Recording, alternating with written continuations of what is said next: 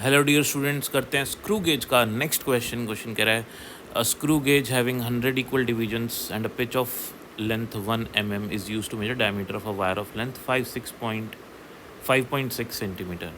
तो आपके पास total circular scale division given है, कितनी है 100। पिच गिवन है आपके पास 1 mm की। जब भी ये दोनों चीज़ें गिवन है, सबसे पहले लीस्ट काउंट कैलकुलेट कर लो। लीस्ट काउंट होता है आपके पास pitch upon total circular scale division, जो कि 1/100 यानी कि 0.01 mm आपके पास लीस्ट काउंट आ जाएगा। ध्यान देने वाली बात है, लीस्ट काउंट, ये जो सर्कुलर स्केल है, ये सर्कुलर स्केल है, इसके जो डिवीजन्स हैं, इसका एक एक डिवीजन लीस्ट काउंट के बराबर होता है। ठीक है ना। आगे चलते हैं। आगे क्वेश्चन कह रहा है कि the main scale reading is 1 mm। अब आपके पास मेन स्केल रीडिंग 1 mm है and 47th circular division coincide with main scale. तो ये जो सर्कुलर स्केल है, इसका जब हम यहाँ पे कोई ऑब्जेक्ट पुट कर देते हैं तो इस सर्कुलर स्केल का 47 इस स्केल के साथ जो रेफरेंस लाइन है इसके साथ मैच करता है। तो 47 डिवीज़न अगर मिल रहा है तो एक डिवीज़न लीस्ट काउंट के बराबर है। तो 47 डिवीज़न किसके बराबर होगा? 47 इंटू लीस्ट काउंट के बराबर होगा ना टोटल मेजरमेंट। तो हम यहाँ पे सर्कुलर स्केल की रीडिंग लिखेंगे। 47 तो डिवीज़न है और एक डिवीज़न 0.01 mm की मेजरमेंट है। तो टोटल ये आपकी सर्कुलर स्केल की रीडिंग हो जाएगी। आपने डायमीटर मेजर करनी है। डायमीटर होगी main scale reading plus circular scale की जो डिवीज़न है उसको मल्टीप्लाई करेंगे लीस्ट काउंट से, तो ये पूरा पूरा आपका सर्कुलर स्केल रीडिंग बन जाएगा। ठीक है, तो वैल्यूज़ पुट करेंगे दोनों की, तो आपके पास 1.47 mm डायमीटर आ जाएगी। अब आगे क्वेश्चन बोल रहा है find the CSA of wire. तो up to CSO to appropriate significant figure.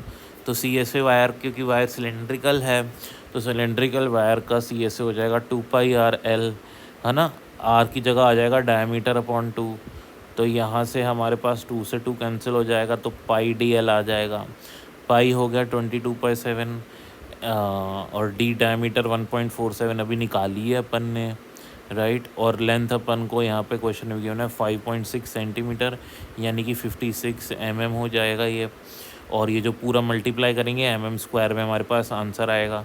इसको कन्वर्ट कर देंगे आंसर को mm² से सेंटीमीटर² में, तो सेंटीमीटर² में ये आंसर बन जाएगा इन तीनों को मल्टीप्लाई करने के बाद। अब हमको इसको अप्रोप्रिएट सिग्निफिकेंट फिगर में लिखना है। तो अप्रोप्रिएट सिग्निफिकेंट फिगर का मतलब, जब हम इन तीनों को मल्टीप्लाई कर रहे हैं तो हमारे पास इन तीनों में से किस में लीस्ट सिग्निफिकेंट फिगर है, कौन से नंबर में? देखो 56 में 2 सिग्निफिकेंट फिगर हैं, तो हमारा जो आंसर होगा उसमें भी 2 सिग्निफिकेंट फिगर होने चाहिए। यानी कि हमारा आंसर हमको 2 पॉइंट के बाद एक ही डेसिमल प्लेस चाहिए, क्योंकि 2 अपन को सिग्निफिकेंट फिगर चाहिए। ठीक है, तो मेरे को 8 को क्या करना पड़ेगा? 8 को मेरे को हटाना पड़ेगा। तो 8 5 से ज़्यादा है। ठीक है, 8 5 से ज़्यादा है तो जो प्रीसीडिंग डिजिट होती है उसको 1 से प्लस कर देते हैं। तो हमको 8 के बाद के सारे टर्म्स हटाने हैं, 8 को भी हटाना है, 8 के बाद भी हटाना है। तो मेरे पास जो प्रीसीडिंग डिजिट है वो 1 से प्लस हो जाएगी। ये राउंडिंग ऑफ का रूल होता है। तो हमारे पास आंसर 2 सिग्निफिकेंट फिगर 1 और 2 में आ गया और आंसर 2.6 सेंटीमीटर² हो गया। तो आपको ये समझ में आया क्वेश्चन? शेयर करो। ऐसे बहुत सारे क्वेश्चंस देखिए आप। ठीक है, मैंने डिस्क्रिप्शन में फ़ोल्डर का लिंक दिया है।